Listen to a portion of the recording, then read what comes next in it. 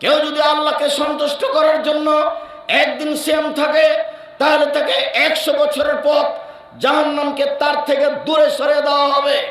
রাসূল সাল্লাল্লাহু আলাইহি সাল্লাম বলেন, কেউ যদি আল্লাহকে সন্তুষ্ট করার জন্য একদিন সিয়াম থাকে, জালা বাইন হবে নানার খান্দাক কামা বাইনা সামাই ওয়াল আরজ, তাহলে তার মাঝে আর জাহান্নামের মাঝে 500 বছরের পথ ব্যবধান করা হবে।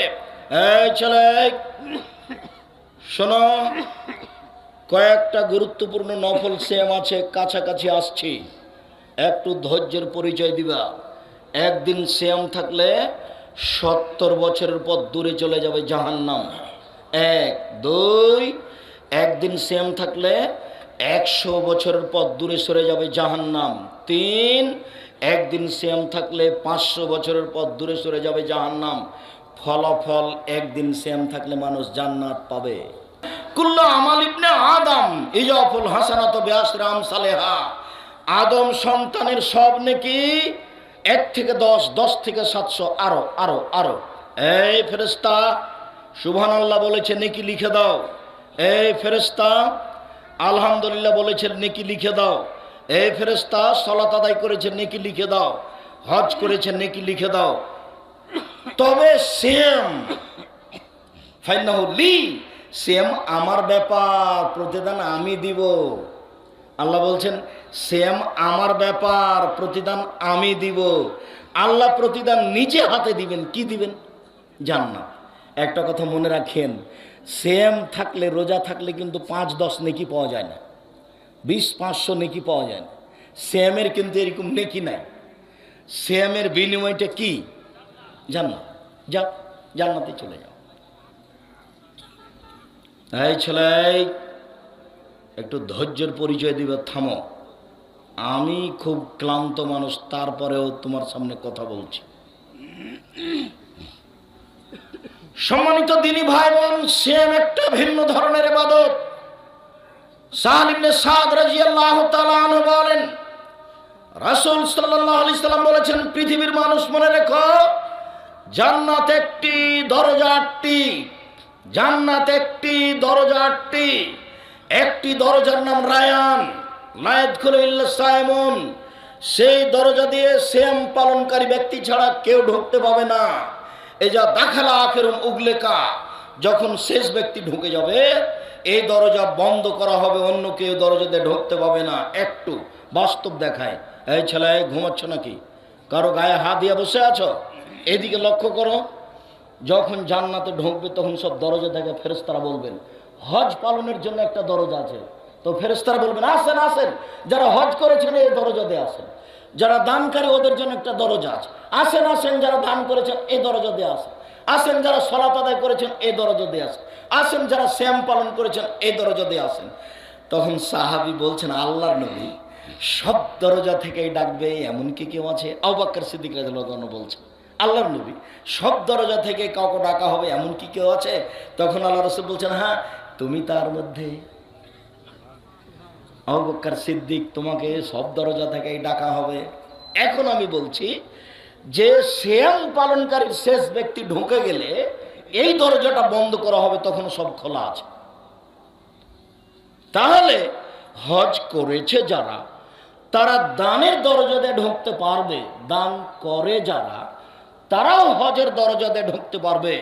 কিন্তু যদি রোজা না থাকে তাহলে এই দরজা দিয়ে ঢুকতে পাবে না। সে যত বড় ইবাদতকারী ব্যক্তি হোক না কেন, এই দরজা দিয়ে ঢোকার জন্য শুধু কি করা লাগবে?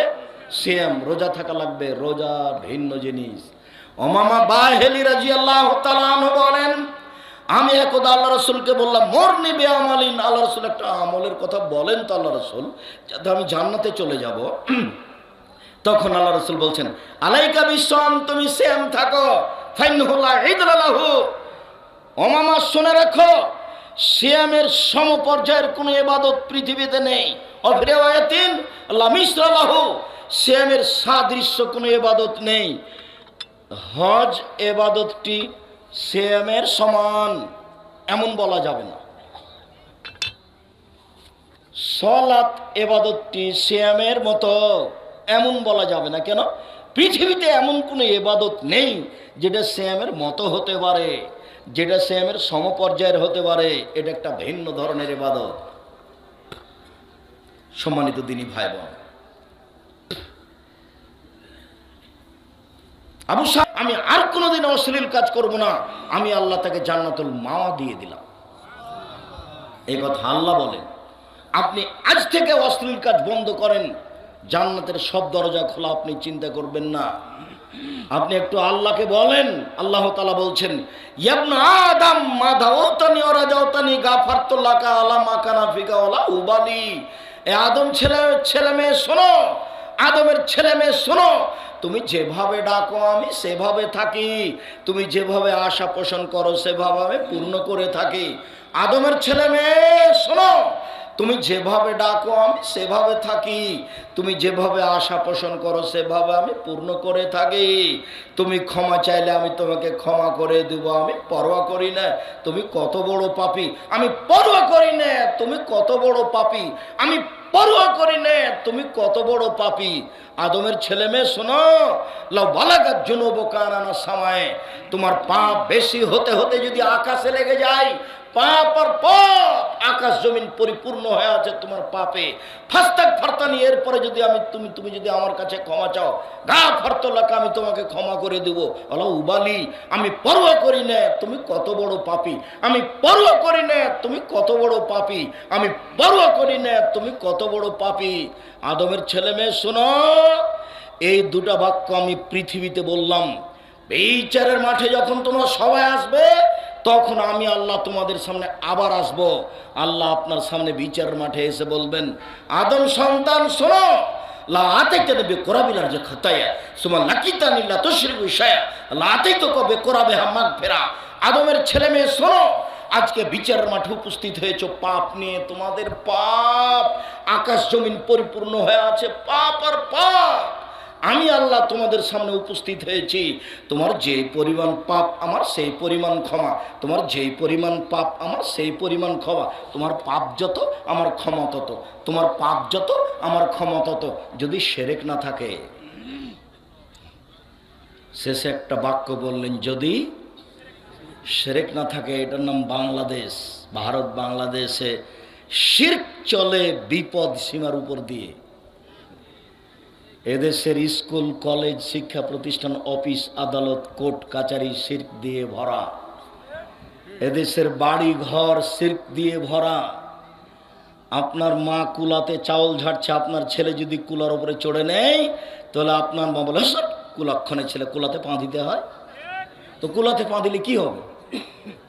এটা বলতে পারে আপনার মা, এখন একটু শর্ত বিরক্ত করিস না, এটা বলতে পারে। কিন্তু বলছে যে কুলাতে কি পা দিতে হয়, কুলাতে পা দিলে কি হবে? পা দিয়ে কুলা ভেঙে ফেলে দিই, তাতে কি আছে?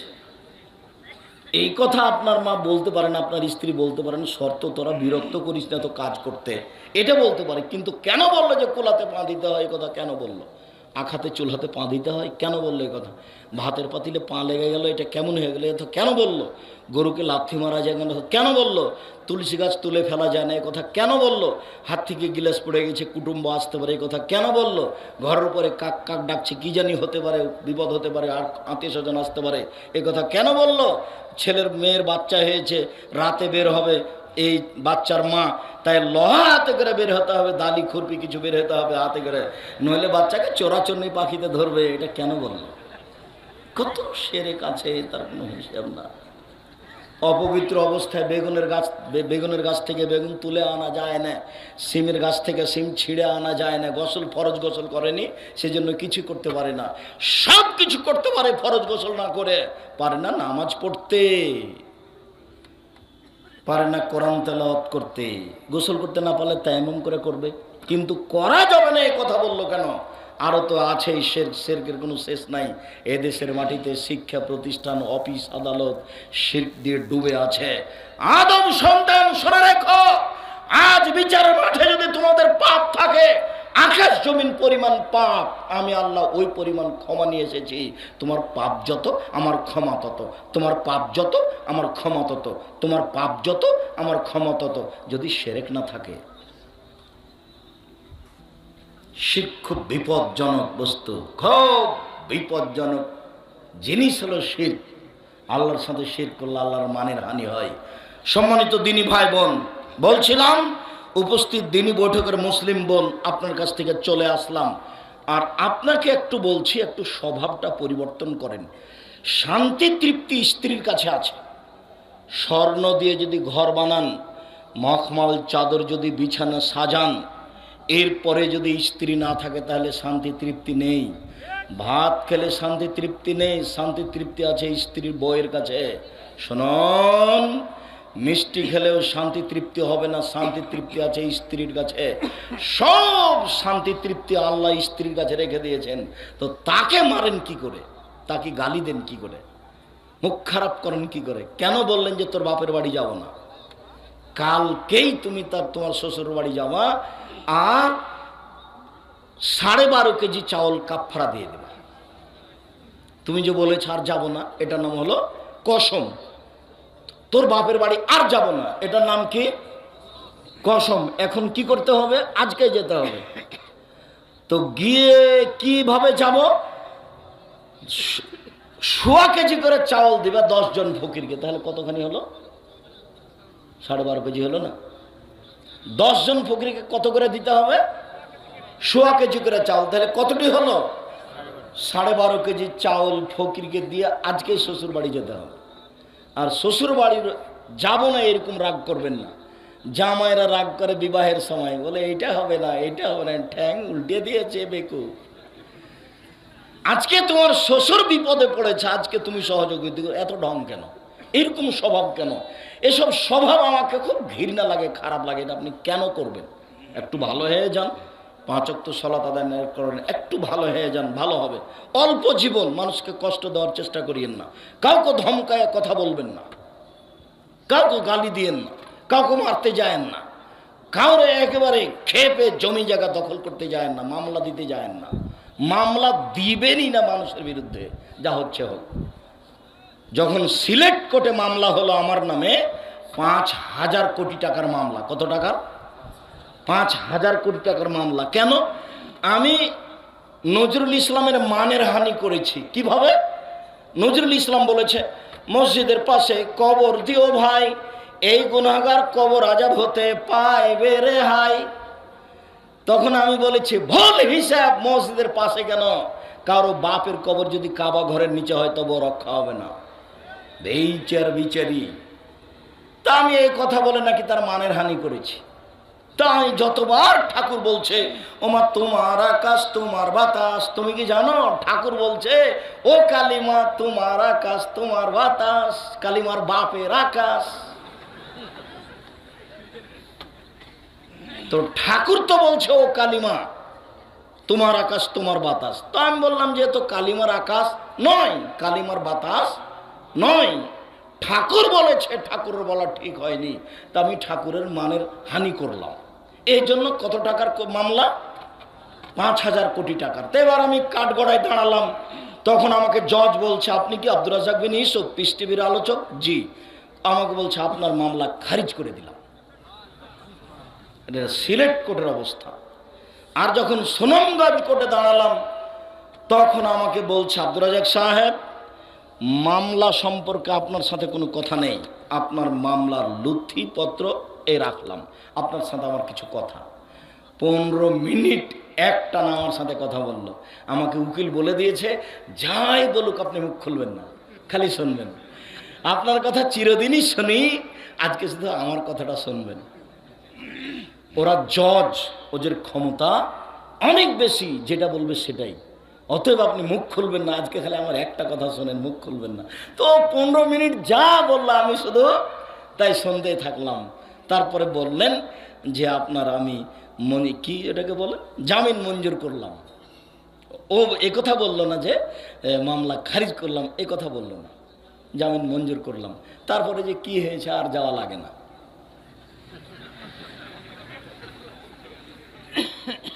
সম্মানিত দিনী ভাই বোন, বলছিলাম মানুষের মান সম্মানে কোনোদিন যাবেন না আঘাত করতে, তার নাম জুলুম। বিচারের মাঠে বিচার দেরি হয়ে যাবে। একজন মুরব্বী মানুষকে যদি ধমকে বলেন, জানো এখান থেকে, কেন এসছেন এখানে, তাহলে তার মান সম্মানের হানি হলো। এটা হলো মানুষের মান সম্মানের হানি, এটা জুলুম। একটার কারণে আপনার বিচার যদি একদিন দেরি হয় তাহলে 50,000 বছর, আর যদি 3 দিন দেরি হয় তাহলে 1.5 লক্ষ বছর বিচার দেরি হয়ে গেল। জানি না আপনার বিচারের মাঠ কত কঠিন হবে। আর যারাই জালেম তাদের বিচার দেরিতে হবে। যারা জাকাত দেয় না তারা ফকিরের মাল মারা খায়। যারা ওষুধ জাকাত দেয় না তারা কার টাকা মারা খায়? ফকিরের। ওরাও জালেম, ওদের বিচার দেরিতে হবে। আল্লাহ রাসূল বলছেন হাত্তা ইউজাবানান নাস, যতক্ষণ পর্যন্ত মানুষের বিচার না হচ্ছে ততক্ষণ পর্যন্ত আপনার এই অবস্থা চলবে। আপনি অপেক্ষা করুন, আপনার বিচার লেট হয়ে গেছে। একদিন লেট হলে 50,000 বছর, যদি 3 দিন লেট হয় 1.5 লক্ষ বছর। আর ভালো মানুষের বিচারের সময়সীমা কতটুকু? আহারে, ভালো মানুষের বিচারের সময় কতটুকু? 1 ওয়াক্ত সালাত আদায়ের সমান। 1 ওয়াক্ত সালাত আদায়ের সমান ভালো মানুষের বিচার কতক্ষণ হবে? 1 ওয়াক্ত সালাত আদায় করতে কত সময় লাগে? অনুমান 5 থেকে 7 মিনিট, 10 মিনিট। ভালো মানুষের বিচারের সময়সীমা এইটুকু। ভালো মানুষ হওয়ার জন্য জীবন বাজি রেখে চেষ্টা করতে হবে যে কোনো মূল্যে। বিচারের সময় কতটুকু হবে? 7 থেকে 10 মিনিট, 5 থেকে 7 মিনিট, 7 থেকে 10 মিনিট। ভালো মানুষের বিচারেই একটু লেট হয়ে গেলে 50,000 বছর, 3 দিন লেট হয়ে গেলে 1.5 লক্ষ বছর। বিচারের মাঠ বড় জটিল, বিচারের মাঠ বড় হালকা। ভালো মানুষের কবরের শুয়ে থাকার সময়সীমা কতটুকু? বাসর রাতের সমান। 50,000 বছর আগে যে মারা গেছে ও যদি ভালো হয় তো কিয়ামতের মাঠে যখন উঠবে তখন বলবে আরে এই তো রাত 3টের সময়তে ঘুমালাম স্ত্রীর সাথে কথা বলে, ঘুমাতে ঘুমাতে উঠাতে হচ্ছে কেন? আল্লাহ রাসূল বলছেন লাইকে জোহা ইল্লা হাবাহালি এলাইহে নাম কানামাতিল আরুসে। উত্তর সুন্দর হয়ে গেছে, কবরে তোমার উত্তর সুন্দর হয়ে গেছে। তুমি ঘুমিয়ে যাও বাসর রাতের ঘুমানোর মতো। তুমি ঘুমিয়ে যাও বাসর রাতের ঘুমানোর মতো। যাকে কেউ উঠাবে না নিজের মানুষ ছাড়া, যাকে কেউ উঠাবে না প্রিয় মানুষ ছাড়া। এই কথা মুহাম্মদ সাল্লাল্লাহু আলাইহি সাল্লাম বলেন। শুনুন, বাসর রাতে 10টা পর্যন্ত গল্প হলো, 11টা পর্যন্ত। তারপরে মা বাসর ঘর সাজিয়েছে, ভাবি নয়, চাচাতো বোন নয়, মা খালা ফুফু বাসর ঘর সাজিয়েছে। ঢুকলাম, দেখি সুন্দরী মেয়ে টকটকে ঝকঝকে হয়ে বসে আছে। প্রথম কাজ মাথায় হাত দিয়ে দোয়া পড়তে হবে। দ্বিতীয় কাজ 2 রাকাত সালাত আদায় করতে হবে। তৃতীয় কাজ দোয়া পড়ে দাম্পত্য জীবনে যেতে হবে। স্ত্রী আপনার, এ কথা ঠিক, তবে আপনার অধিকার নাই অধিকার মুহাম্মদ সাল্লাল্লাহু আলাইহি সাল্লামের। দোয়া পড়তে হবে বিসমিল্লাহ আল্লাহুম্মা জান্নিবনা শায়তান ওয়া জান্নিবি শায়তান মা রাযাকতানা। এরপরে মিলন, এরপরে কিছুক্ষণ কথা বলতে বলতে রাত 3টা বেজে গেল। ঘুমিয়ে গেলাম, 5টায় আজান হয়ে গেল। তাহলে 5টার সময় স্ত্রী বলছে চলো ঘুম থেকে উঠো, সালাত আদায় করতে হবে। তাহলে বাসর রাতে মোটামুটি কতটুকু ঘুমালো? 3টায় ঘুমিয়েছে, 5টায় আজান, তাহলে 2 ঘন্টা। আবার আপনারা বলিয়েন না যে বাসর রাতের সময়সীমা 2 ঘন্টা, নাহলে এটা আবার বিপদ হয়ে যাবে। তার মানে একটা মোটামুটি সময়সীমা 1.5-2 ঘন্টা। তাহলে একটা ভালো মানুষের কবরের সময়সীমা কতটুকু? 1.5-2 ঘন্টা। এক কথা মুহাম্মদ সাল্লাল্লাহু আলাইহি সাল্লাম বলেছেন। অথচ লোকটা কবরে কতদিন থেকে আছে? 5,000 বছর থেকে। কতদিন থেকে আছে? 5,000 বছর থেকে। একটু ভালো মানুষ হওয়ার চেষ্টা করতে হবে, রাতে কান্নাকাটি করতে হবে, একেবারে কান্নায় ডুটে পড়তে হবে। আল্লাহ তাআলা বলছেন পৃথিবীতে হাজারো মানুষ কান্নায় একবারে ভেঙে লুটিয়ে মাটিতে পড়ে, তাদের কান্নার শব্দ তাদের ভীতিকা আরো বেশি করে দেয়। কান্নাকাটি করতে শিখতে হবে। রাসূল সাল্লাল্লাহু আলাইহি সাল্লাম বলছেন লা ইয়ালিজার রাজুলুন নারা বাকা মিন খাশিয়াতিল্লাহ হাত্তা ইয়ালিজাল লাবানু ফি দারে। আল্লাহর ভয়ে কাঁদে যে তার জাহান্নামে যাওয়া ওইরকমই অসম্ভব। গাভীর বাঁট থেকে দুধ বের করে ভিতরে ঢোকানো যেমন অসম্ভব, গাভীর বাঁট থেকে দুধ বের করে ভিতরে ঢোকানো যাবে, এটা যেমন অসম্ভব। আল্লাহর ভয়ে কাঁদে যে তার জাহান্নামে যাওয়া তেমনি অসম্ভব। এ কথা আমি বলিনি, এ কথা মুহাম্মদ সাল্লাল্লাহু আলাইহি সাল্লাম বলেছেন। সম্মানিত দিনী ভাই বোন, যতই দামি ইবাদত সালাত হোক না কেন, এর নেকি আল্লাহ নিজে হাতে দিবেন না। কিসের নেকি আল্লাহ নিজে হাতে দিবেন? সেম। যতই দামি ইবাদত হোক না কেন হজ, তার নেকি আল্লাহ নিজে হাতে দিবেন না। রাসূল সাল্লাল্লাহু আলাইহি সাল্লাম বলেন, ইবাদতের জগতে সবচেয়ে শক্তিশালী ক্ষমতাধর ইবাদত হলো দান। পৃথিবীতে দানের চেয়ে শক্তিশালী ক্ষমতাধর পাওয়ারফুল ইবাদত নেই, সেটা হলো দান। দানের মতো শক্তিশালী ইবাদত পৃথিবীতে নেই। অবাক জিনিস, যে দান করলেন আপনি, কাজ হলো আরেক জায়গাতে গিয়ে। আপনি দান করলেন আপনার মায়ের নামে, কবরের শাস্তি বন্ধ হয়ে গেল। আমি বলিনি এই কথা, এই কথা মুহাম্মদ সাল্লাল্লাহু আলাইহি সাল্লাম বলেন। তিনি বলেন, ইন্না সাদকাতা তুতফি হারাল কবরে, নিশ্চয় দান কবরের শাস্তিকে বন্ধ করে দেয়। দান এমন এক শক্তিশালী ইবাদত। রাসূল সাল্লাল্লাহু আলাইহি সাল্লাম বলেন, ইন্না সাদকাতা সিররে তুতফি গাযাবার রাব্বে, নিশ্চয় দান আল্লাহর রাগকে মিটিয়ে দেয়। আপনি পাপ করেছেন, আল্লাহ জাহান্নামে দিবেন সেজন্য অপেক্ষা করছেন, আপনি দান করলেন, সেটা মিটে গেল, হারিয়ে গেল। তিনি বলেন,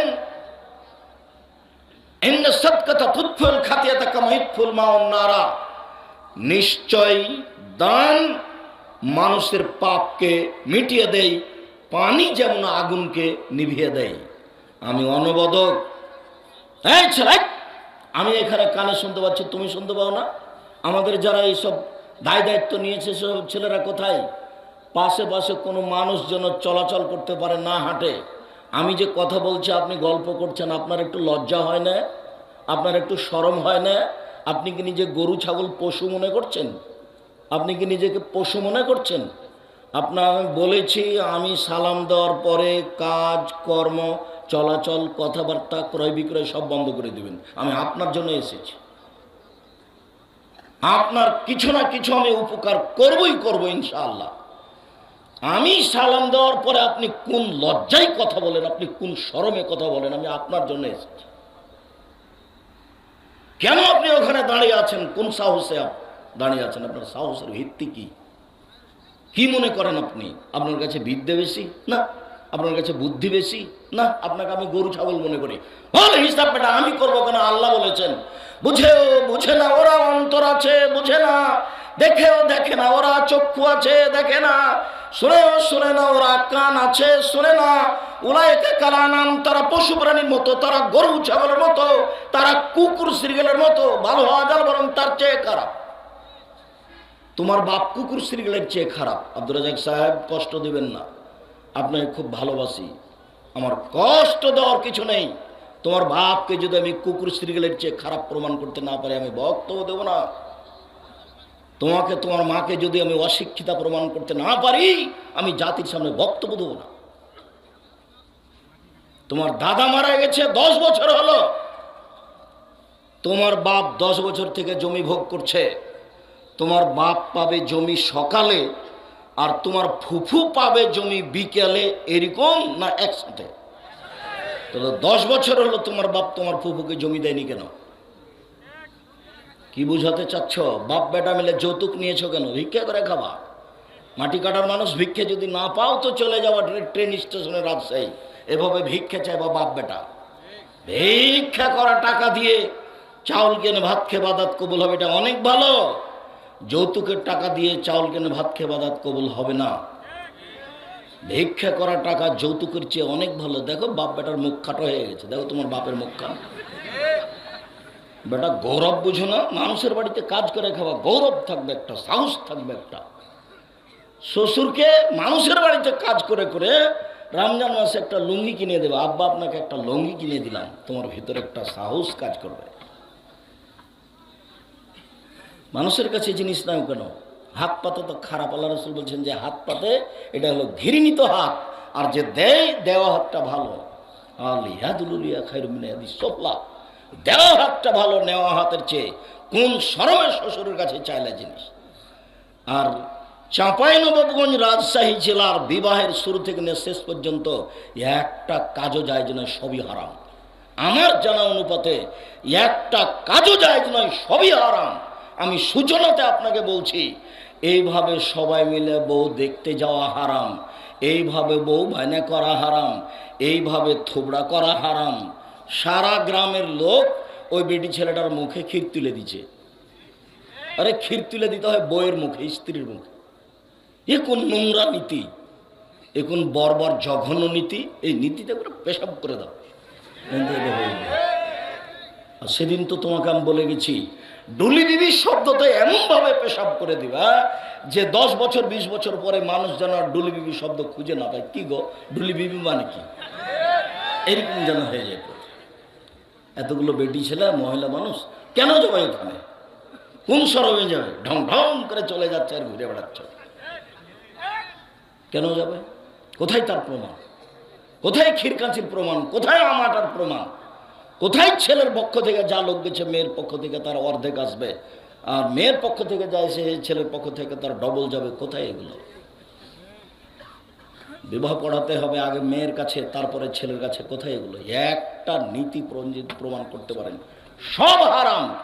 কাজী সাহেব খুব ক্ষিপ্ত হয়েছে। আব্দুর রাজ্জাক সাহেব, আপনি এই কথা বলেন যে আমাদের খাতার পাতা দিয়ে পেশাব পায়খানা করে পবিত্রতা অর্জন করতে হবে, আমাদের খাতাকে টয়লেট পেপার হিসাবে ব্যবহার করতে হবে। আপনি এই কথা কোন সাহসে বলেন? আমার কোনো সাহস নেই। তোমার খাতাতে লেখা আছে মেয়ের পক্ষ থেকে 2 জন সাক্ষী লাগবে, ছেলের পক্ষ থেকে 2 জন সাক্ষী লাগবে। এর প্রমাণ তুমি করো। 4 জন সাক্ষী লাগে জেনা প্রমাণ করতে। তা আমি বিবাহ দিচ্ছি, এটা কি জেনা করাইলাম নাকি? কিয়ামত পর্যন্ত সময় থাকলো, বিবাহের জন্য যদি 4টা সাক্ষীর প্রমাণ হয়ে যায়, আমার জীবদ্দশায় প্রমাণ হয়ে গেলে সেদিন থেকে আমি জাতিকে বলবো আসসালামু আলাইকুম, আর ভুল হয়েছে, আমি বাড়ি চলে গেলাম, আর কোনোদিন জাতির সামনে আসবো না। 4টা সাক্ষী কেন ওখানে? 4টা সাক্ষী কি প্রমাণ করতে লাগে বলেন তো, একটু জানা আছে আপনাদের? জেনা প্রমাণ করতে 4টা সাক্ষী লাগে। আর ওর সূচনায় হারাম বলছে যে ছেলের পক্ষ থেকে পক্ষ আবার কি? আল্লাহ নবী বলেছেন যে একটা বিবাহ জায়েজ হওয়ার জন্য 2 জন মানুষ লাগে। সেখানে পক্ষ নেই, লাগবে বাপ আর লাগবে 2 জন সাক্ষী। তিনি বলেন লা নিকাহ ইল্লা বিওয়ালিন, বাপ ছাড়া বিবাহ হয় না। উকিল বাপ হারাম, উকিল বাপ হারাম। চট্টগ্রাম, সিলেট, বরিশালে সেদিন থেকে উকিল বাপই বাপ। ওই মেয়ের বাড়ি, এখন ওটা মেয়ে, ওর বাড়ি বেড়াতে যাবে, মেয়ে আবার ওকে বাপ বলে ডাকবে, ও বাপের বাড়ি যাবে। অবাক কথা, উল্টে গেছে পৃথিবী। সেদিন থেকে যে আসল বাপ ছিল সে নাকি বাদ পড়ে গেছে, এখন উকিল বাপ এসেছে। আর চাঁপাইনবাবগঞ্জ, রাজশাহীতে উকিল বাপ বাপ নয়, তবে উকিল ধরা হয়। তো বাপ ইচ্ছে তো বেঁচে আছে, ওকে মেরে ফেলেন দিয়ে আর একজনকে উকিল ধরেন। ও বাপই থাকতে আবার উকিল বাপ আসলো কেন? একেবারে নোংরা, একেবারে হারাম, একেবারে জঘন্য, যার জন্য প্রত্যেকটা নীতি একবারে পেশাব করে দেওয়ার মতো নীতি। এমন কোন মৌলানা আছে, আমি তো বলে আসছি 90 সাল থেকে, কেউ একটু লাভ দিয়ে উঠে বলে না কেন আব্দুর রাজ্জাক সাহেব আপনার কথা ঠিক নয়, আমি এই নীতি কোরআন হাদিস দিয়ে প্রমাণ করে দেব। বললেই তো হয়। দাঁড়ানো তো বহু দূরের কথা, মুখ খোলার ক্ষমতা নাই, মুখ খোলার ক্ষমতা নাই। যা বলছি এটাই চূড়ান্ত, 19-20 হবে না ইনশাল্লাহ। তবে আমি মানুষ, আমি একদিন দেখে সব কথা বলিনি। ইবাদতের জগতে সবচেয়ে শক্তিশালী, পাওয়ারফুল, ক্ষমতাধর ইবাদত দান, এ কথাই ঠিক। এর পরেও আল্লাহ নিজে হাতে দানের নেকি দিবেন না, নিজে হাতে নেকি দিবেন সিয়াম, রোজার। ইবাদতের জগতে সিয়ামের চেয়ে শক্তিশালী কোনো ইবাদত পৃথিবীতে নেই। সালাত এমন একটি ইবাদত যার উপরে নির্ভর করে অন্যান্য ইবাদত। বুঝলাম সবচেয়ে দামি ইবাদত সিয়াম। আব্দুর রাজ্জাক সাহেব, আপনার মুখে এটাই বুঝলাম। এর পরেও বলছি যদি নামাজ না থাকে, সলাত না থাকে, তাহলে সিয়ামের মতো ইবাদতকে আল্লাহ কেটে দিবেন।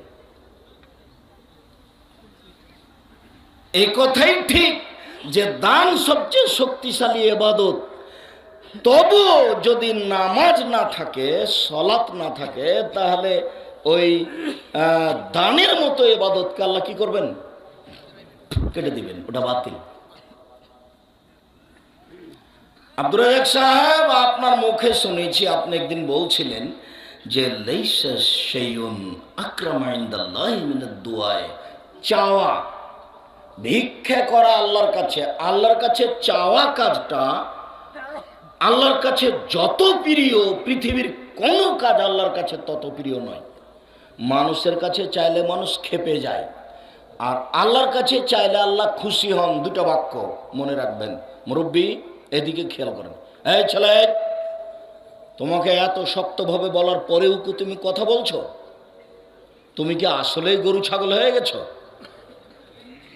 তোমার কাছে বড় মোবাইল থাকে, ল্যাংটা বেটি ছেলেকে দেখে, জেনা দেখে তুমি চক্ষু ঠান্ডা করো, তুমি কলিজা ঠান্ডা করো, এই দিয়ে তুমি দেখাতে চাচ্ছ যে আমি শিক্ষিত যুবক।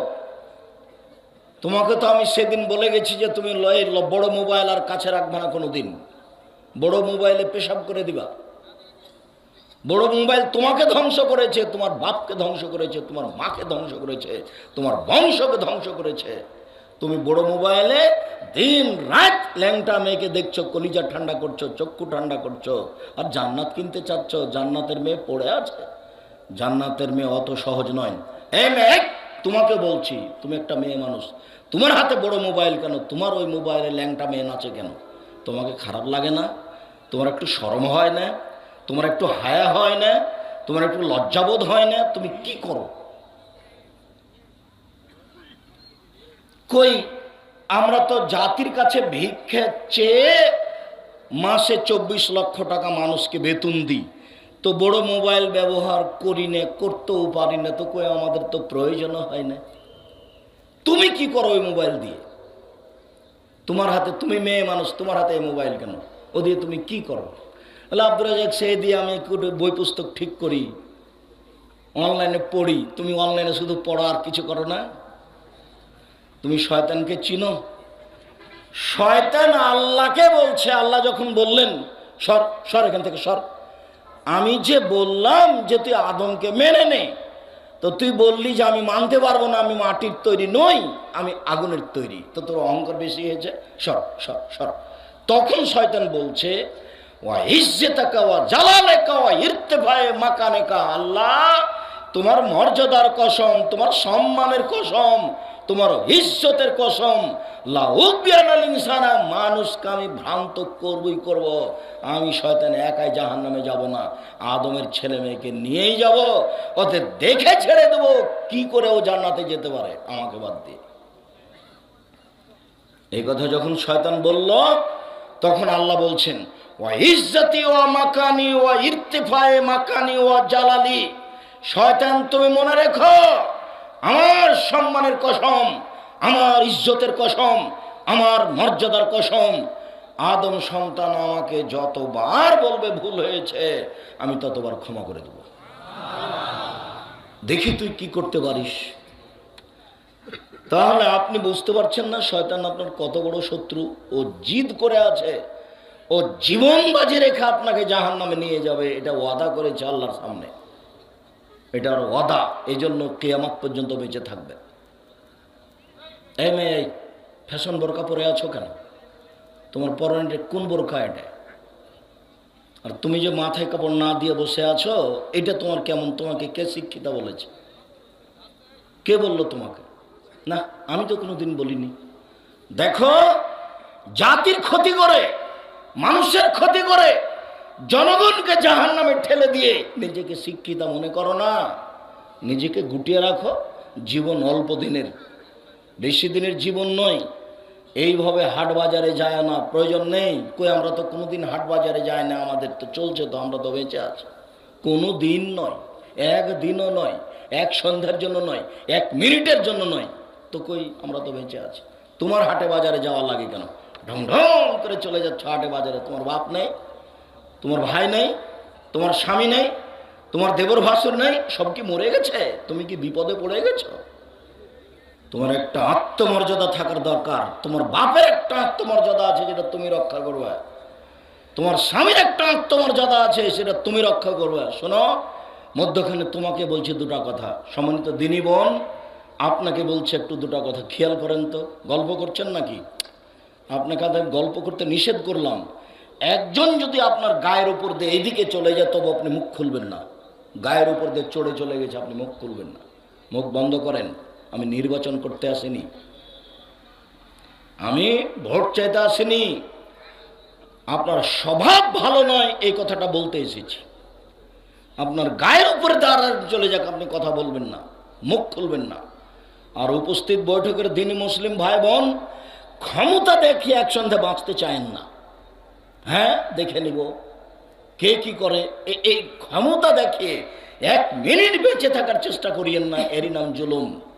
দাঙ্গাবাজি করে, ক্ষমতা দেখিয়ে, দলীয় দাপট দেখিয়ে মানুষের জমি দখল করিয়েন না, মানুষকে জেল হাজতে দিয়েন না, দোকানে বসে মানুষের বিরুদ্ধে আড্ডা পিটিয়েন না, মানুষের বদনাম করিয়েন না, সুদ ঘুষ খেয়ে অর্থ সম্পদ তৈরি করে অহংকার করিয়েন না।